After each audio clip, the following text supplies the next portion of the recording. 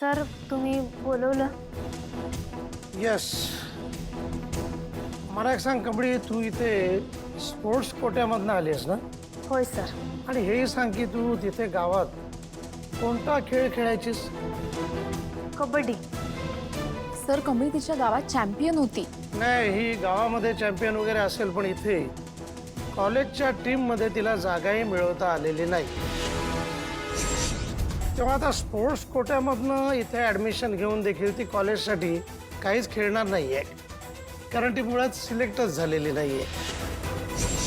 तेव्हा really sorry to से, पण कमळी, आता तुला या कॉलेजमध्ये शिकता येणार नाही. शिकता येणार नाही म्हणजे आम्ही तुला या कॉलेजमधनं काढून टाकले. व्हॉट? सर हे असं कसं करू शकता तुम्ही? मिस्टर ऋषी, काय ना की कमळी कॉलेजच्या कोणत्याही स्पोर्ट्स टीममध्ये नसल्यानं नियमानुसार तिला काढून टाकण्यात आलेलं आहे. सर आपण तिला टीममध्ये यायचं आहे, तिचं सिलेक्शन झालं नाही. इतक्या चांगल्या प्लेअरचं सिलेक्शन का झालं नाही याची चौकशी करायला हवी ना आपण. कसली चौकशी? हे बघा मिस्टर ऋषी, साधना मॅडम इकडे समोरच आहेत आणि त्यांना हे माहिती आहे की अनिकाशी सिलेक्शन मॅचमध्ये कमळी हरली आहे. त्यामुळे आता कोणत्याही चर्चेचा प्रश्नच उद्भवत नाहीये. मी हिला या कॉलेजमधनं काढून टाकतो. सर अहो तिच्या हाताला लागलेलं म्हणून ती सिलेक्ट झाली नसेल, पण तिचा गेम चांगला आहे, याच्याने आपल्या कॉलेजला फायदाच होईल. तिला एक चान्स तरी द्या. सर तुम्ही मला पाहिजे तर दुसरा कुठला बी खेळ खेळायला द्या, मी खेळतो की मला एक संधी तर द्या. नाही, मला हे असं काहीही करता येणार नाही आहे, लक्षात ठेवा. काय मलाही वर उत्तरं द्यायची असतात. यो अन्नपूर्णा आजींचा निर्णय असेल काय? नाही, ते असलं काही नाही करणार. मॅम प्लीज, आता तुम्हीच यातून काहीतरी मार्ग काढू शकता. इंजुरीमुळे तिचं सिलेक्शन झालं नाही, पण यामुळे तिची शिक्षणाची संधी काढून घेणं हे बरोबर नाही ना. नो, काहीही करता येणार नाहीये. कमळी, तू आता इथून जाऊ शकतेस आणि वर्गात नाही, डायरेक्ट हॉस्टेलला जा आणि सामानाची आवरावर करायला घे, कळलं? आणि हा, तुझ्या त्या मैत्रिणीला देखील सांग बरं का.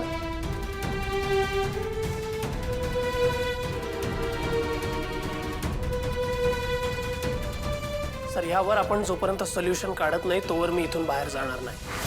आपल्याला याबद्दल बोलावंच लागेल.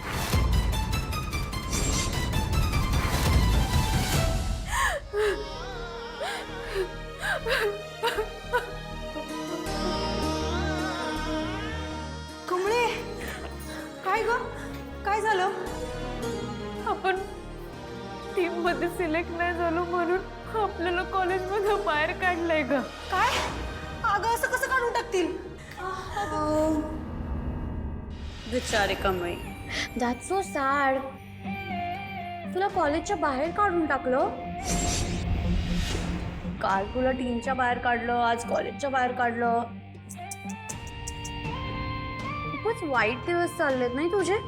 I feel really bad for. माझ्या घरात येत होतीस ना गावच्या, आता मुंबईत पण नाही येऊ शकणार. ए, मुंबई काय तुझ्या बापाची आहे काय? तुझ्या तर आता ही काय पद्धत झाली तुमची? ढकलायला का लागलाय का तुम्ही? गावच्या तुला या कॉलेजच्या बाहेर काढलंय, त्यामुळे इथे तुला बोलायची काय? इथे उभं राहण्याचा सुद्धा हक्क नाहीये. निघून जा. आउट.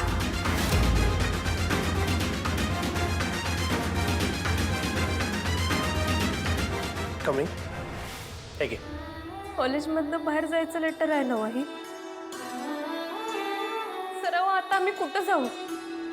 मी माझी सगळी स्वप्न घेऊन इथं आलतो. काहीतरी मोठं होऊन करायचं सपन बघितलं खरं तर मी माझ्या गावाकडनं मुठभर हातात स्वप्नच तर घेऊन आलतो. परत गावाकडे जाऊन आया ना बस मी काय तोंड दाखवू? आईच्या मनाविरोधात जाऊन मी इथं आलो. तिला कुठल्या तोंडाने सांगू की मला कॉलेजमधनं बाहेर काढलंय म्हणून? सर मला काहीच सुचना झालं, मी काय करू आता?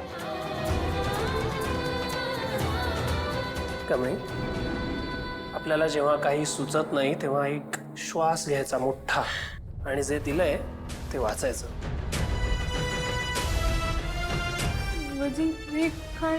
सस्पेन्शन फॉर्म आहे. याचा अर्थ तुला प्रिन्सिपल सरांनी कॉलेजच्या बाहेर काढलं.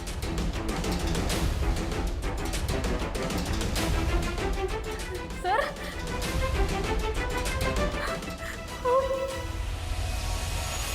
तुला कबड्डी खेळायची आहे ना, मग तू कबड्डी खेळणार. कम ऑन रेश, मी तिला माझ्या टीम मध्ये घेणार नाही. आणि घेणार काय, मी उभं पण नाही करणार हिला. त्याची गरज पण नाही आहे अनिका. कॉलेजच्या 2 टीम असतील, ए टीम आणि बी टीम. ए टीमची कॅप्टन म्हणून तुला हवं ते कर तू. कमळी बी टीम मधून खेळ. आणि हो, त्या टीममध्ये ॲव्हरेज प्लेयर्स चालतात अनेक. आणि हे सगळं ऋषी सरांमुळे शक्य झालं. यावेळी आपल्या कॉलेजकडून एक टीम नाही तर 2 टीम्स पार्टिसिपेट करणार. उद्याच जाऊन आम्ही 2ही फॉर्म्स भरणार आहोत. म्हणजे आता आम्हाला कोणीच कॉलेजच्या बाहेर काढणार नाही ना? कोणीच नाही.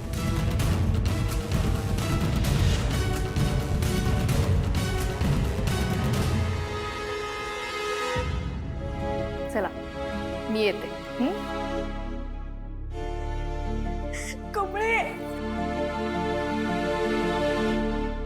आपले ऋषी सर लय भारी माणूस आहेत बघ. अनिका, 1 मिनिट. तुझा प्रॉब्लेम काय नक्की कमळी बरोबर? रेश, तू कमळीबद्दल विचारायला माझ्या मागे मागे आलास. Listen, I just have one thing to say. तू एक स्पोर्ट्स पर्सन आहेस.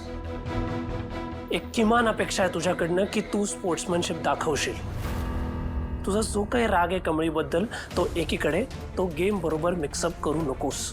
हे बघ रेश, प्लीज तू त्या कमळीची बाजू घेऊन माझ्याशी बोलू नकोस. And as a sports person I know my job. And as a captain मला ती माझ्या टीममध्ये नको आहे. सिम्पल. तू प्लीज तिचं नाव माझ्यासमोर नको काढूस. प्लीज रेश.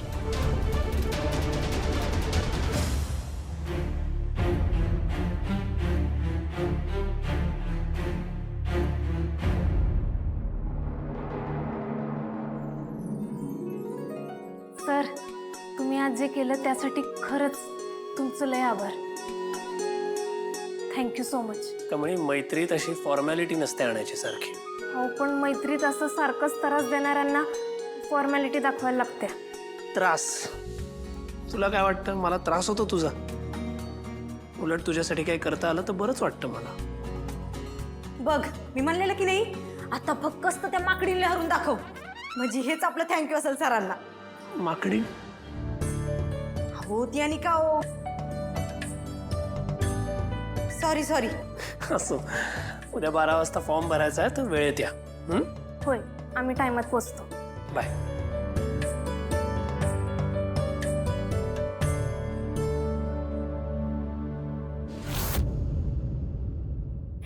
Prince, please.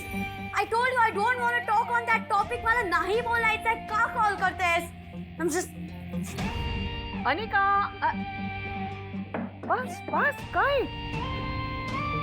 हे बघ, गरज नसताना तू तुझी एनर्जी आहे ना हे असल्या नको त्या गोष्टींवर घालवतेस. काय झालंय काय चिडायला सांग? ग्रॅनी आजी, तू का आलीस आता? का आता माझी चिडचिड होतीये, मी फ्रस्ट्रेट झाली. आणि तुला माहिती आहे माझा पचका झालाय म्हणून तुझा म्हणलीस ना. तुला आवडतं ना मला हसताना बघून? काय काय पचका? काय बोलतेस तू? कसला पचका? काय म्हणतेस? काय सांगू तुला? मग सांगशील तेव्हा कळेल ना. सांग बरं, काय झालं?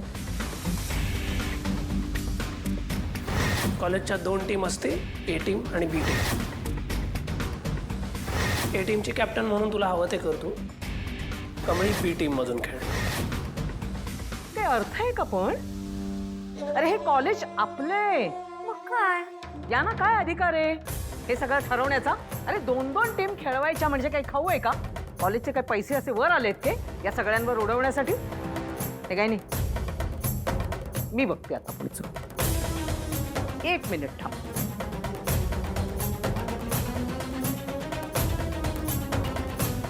आलाय नंबर. स्पीकरवर टाकते. नभ में गाणे आक्र. बोला मॅडम. काय हो तुम्ही स्वतःला काय समजता? तुम्ही काही कॉलेजचे मालक आहात का? मला सांगा, या वर्षी कबड्डीच्या 2-2 टीम पाठवायची गरज काय आहे? कोणी सांगितलं हे? म्हणजे आपल्या कॉलेजचा फंड आहे तो काय असा वर आलाय का? नको ती उधळपट्टी करायला? का तुम्ही तुमच्या खिशात न करताय हा सगळा खर्च? नाही नाही, का तुमच्या वडील दाद्यांनी ह्या सगळ्या काय झालं की मी ते मी काय सांगते ना तेवढंच ऐका. असं काही एक होणार नाहीये. या स्पर्धेसाठी फक्त एक आणि एकच टीम खेळवली जाईल आणि ती सुद्धा अनिकाची. मॅडम मला जरा बोला. काय ऐकून घ्यायचं? मी काय सांगते ते ऐका तुम्ही, कळलं ना? मला कुठलीही BCDE असे कुठल्याही टीमने फॉर्म भरलेले चालणार नाहीत. फक्त एकच टीम जाईल, कळलं? मॅडम तुम्ही म्हणताय तसंच होईल. म्हणाल तसं म्हणजे काय, तेव्हा. Okay okay. थँक्यू ग्वानी आजी. एवढे खुश.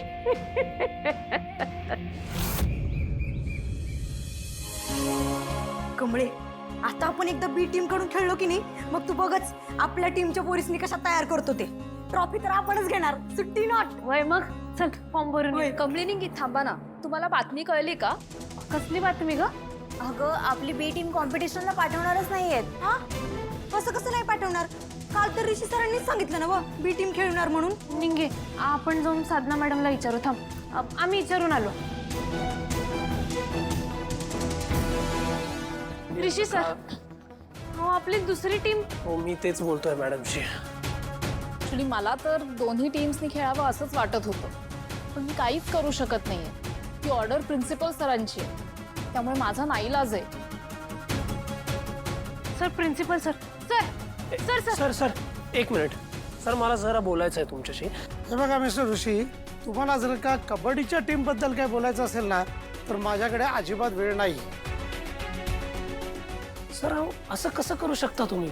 आपलं ठरलं होतं ना 2 टीम खेळवायचं.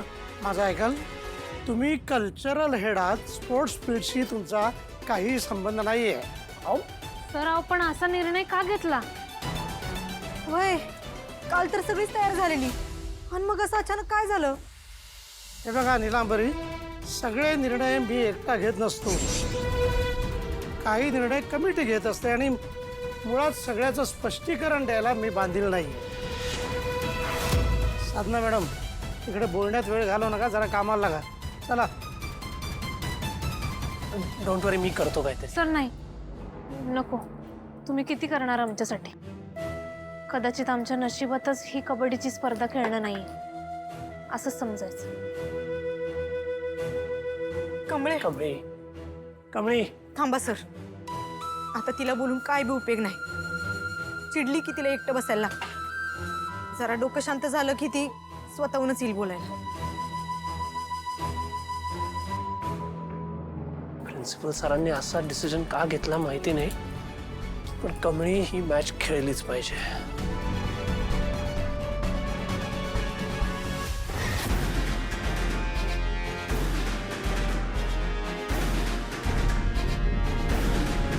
हॅलो,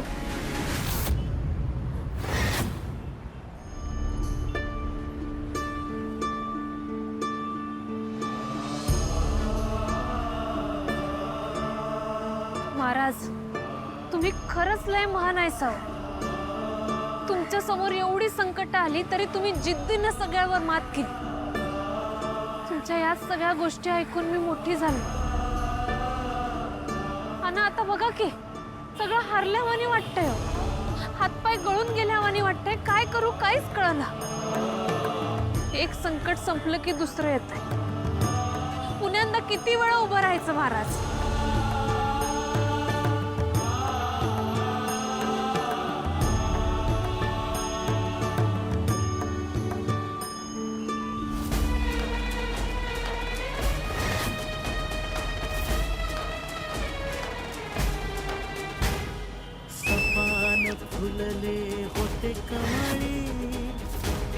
कमळी, तू आता इथून जाऊ शकतेस आणि वर्गात नाही, डायरेक्ट हॉस्टेलला जा आणि सामानाची आवरावर करायला घे, कळलं?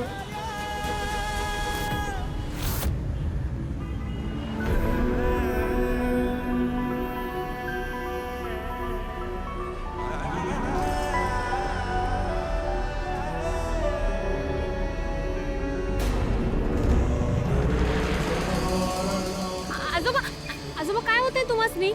तुम्ही या माझ्या संग या. सावकाश सावकाश.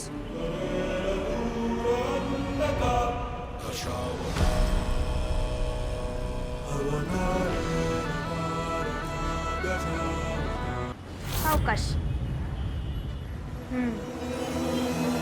बरं वाटतंय ना हो आता तुम्हासनी? बरं बरं आहे बरं आहे. आजोबा तुम्ही एकटंच आलायसा की तुमच्या संग कोणी आलंय? मी एकटाच आहे. अगो हा हा माझा झील मुलगा मुलगा माधव याला पाहिलंच काय कुठे? हा नाही हो, मी कुठं बघितलेलं नाही खरं. नाही का? आजोबा तुम्ही तुमच्या पोराला शोधायला एकटं फिरताय? अहो एवढी मोठी मुंबई आहे, कुठं कुठं शोधणार तुम्ही? अहो या मुंबईत माणसं बघून आपल्यालाच हरवल्यासारखं होतंय बघा. मी काय म्हणतो, तुम्ही जरा 2 घडी इथं बसा, मी तुमच्यासाठी काहीतरी खायला आणतो. हा नाही नाही, मला नको खायला काय नको. बस बस इथे बस बस. आजोबा मला सांगा, तुम्ही नेमकं कुठनं आलाय? मी माबुली मेस्त्री. मी कोकणात नाही गेलाय, सिंधुदुर्ग. तू मुंबईची वाटत नाही, तुझी भाषा कोल्हापूरची वाटते. होय, मी सिद्धटेकची, कोल्हापूर. हा मला सांगा, तुमच्या पोरानं तुम्हासनी नंबर दिला नाही काय कोणाचा? अगो माझ्याकडे मोबाईल कुठला? मी पहिल्यांदाच आलो ना मुंबईत, हा म्हणून जरा ना भिरभिरल्यासारखं झालं. अहो मी पहिल्यांदा आलो होतं की नाही, तेव्हा मला बी असंच झालेलं बघा. कुठं जायचं काय करायचं काहीच कळना. पण देवाच्या कृपेने मला जिथं पोचायचं होतं तिथं मला देवाने पोचवलं बघा. तू कोल्हापूरची ना, मग इथं मुंबईत कशी? शिक्षणासाठी आलोय मुंबईत. मी इथं लई शिकणार, लई मोठी अधिकारी होणार आणि आमच्या गावाकडं परत जाऊन माझ्यासारख्या पोरींना मोठं कॉलेज बांधून देणार बघा. हेच स्वप्न घेऊन मी इथं मुंबईत आलो. आता आपण ज्या मातीत घडलो त्या मातीला काहीतरी उसणं द्यायला पाहिजे की नाही? अगदी माझ्या माधवासारखी बोलीस. हा आता प्रत्येक जण मुंबईकडे गेला तर गावचं कसं होणार? पण मी त्याला सांगतो, शहरात जा नोकरी कर, 4 पैसे कमाव. त्याच्या मनात भीती आणि काळजी.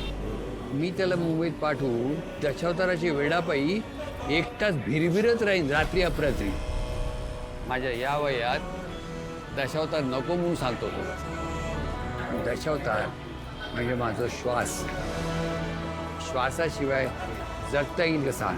आजोबा मला कळतंय, तुम्हासनी तुमची कला जोपासण्याची लई इच्छा आहे आणि पोराला नोकरी बी मिळवून द्यायची. पण तुमचं पोरगा जे म्हणतोय ते काय चुकीचं नाही. आता जसं आपण आपली परंपरा जपतोय तसंच आपण आपलं गाव, संस्कृती, गावच्या साधेपणा जपला पाहिजे की नाही? आणि मग ते जपण्यासाठी गावात कुणी राहिलंच नाही तर मग कसं चालेल?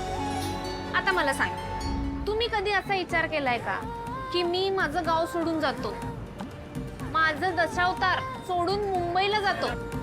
असा विचार केला नाही ना? अहो कारण तुमची त्या मातीशी नाळ जोडली गेली आहे, होय की नाही? मला कळतंय, एक बाप म्हणून तुम्हाला किती काळजी वाटते आणि ती बरोबरच आहे. पण शेवटी आपलं गाव आणि तिथल्या मातीशी तुमच्या मुलाशी जी नाळ बांधली गेली आहे ती तुमच्यामुळेच आहे की नाही? मग ती तुटली तर कसं चालल? आणि मी म्हणतो ती तुटायलाच नाही पाहिजे. अहो तुमचा पोरगा म्हणतोय ते एकदम बेस्ट आहे बघा. त्याला त्याच्या गावासाठी काहीतरी करायचंय, त्याच्या मातीसाठी काहीतरी करायचंय. किती चांगली गोष्ट आहे. तर माती ही आपली आई असते की नाही? मग कुठल्या पोराला आपल्या आईपासून लांब जायला आवडेल सांगा? शाबास गो बाय. तुझा हे सगळं ऐकून ना माझं ऊर भरून येलो. तरुण पिढीने गावाकडे पाठ फिरवण्यापेक्षा गावासाठी काहीतरी केलं पाहिजे. आणि जगाला दाखवून दिलं पाहिजे की महाराष्ट्र केवढा महान आहे ते. होय तर अहो जसं आपल्या छत्रपती शिवाजी महाराजांनी 18 पगड जाती जमातींना 12 बलुतेदारांना एकत्र आणून स्वराज्य निर्माण केलं, समाजाची घडी बांधली, तसंच आपण बी एकत्र येऊन आपलं गाव जोपासलं पाहिजे. आपल्या गावच्या गोष्टी सगळीकडे पसरवल्या पाहिजे आणि अख्ख्या जगाला सांगितलं पाहिजे आपला महाराष्ट्र किती मोठा आहे ते आणि किती महान आहे ते. काय गो बाय, सुरेख विचार तुझे. तुझ्या वांगडा बोलल्यावर जोर इलो. हा आता माधवाक शोधतंय. हा. आणि एक लक्षात ठेव, आम्ही दशावतारात काय सांगतो, वाईटावर मात करून चांगल्याचं विजय करण्यासाठी देवान अवतार घेतला. शेवटी विजय सत्याचा होतो. आपण त्याच्यावर विश्वास ठेवला पाहिजे. ठेवशील ना?